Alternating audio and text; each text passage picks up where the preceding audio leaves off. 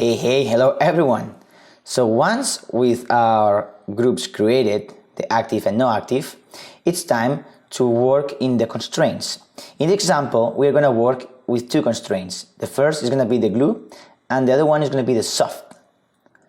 So basically a constraint is a primitive and it's like a spider net. So it's connecting each piece of the wall to the others. So with this we are creating like a constraint network that is gonna be related with the other pieces. So this is basically a constraint, and remember that a constraint it's always a primitives. So when you create an attribute or when you create an attribute triangle, for example, you always have to work on primitives.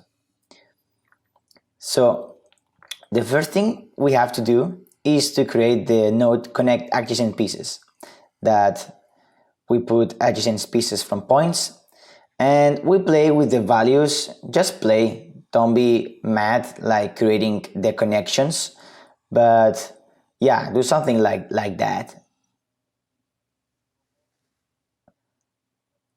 You don't have to do this, but you don't have to be crazy like doing that, because it is too much connections.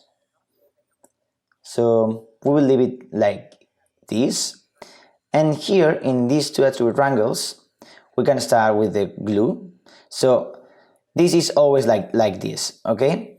First we have to set up the string. That's why we type an S, and that the name of the constraint name is going to be the same that we're going to put in the dub network. So we start creating the attribute constraint name, add constraint name, and then we're going to put the name we want.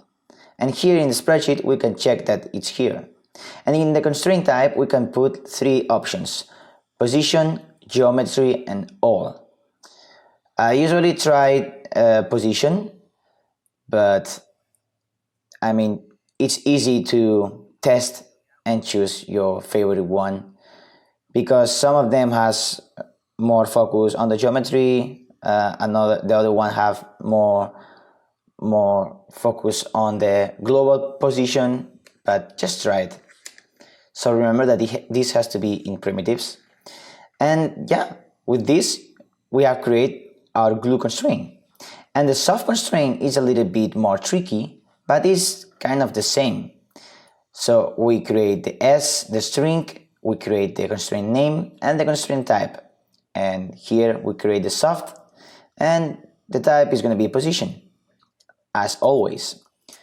So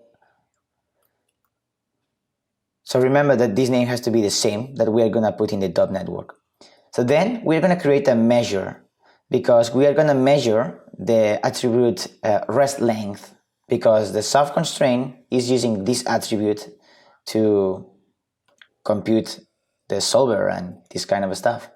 So if we calculate before the dub, we are gonna have it here already, as you can see in the spreadsheet.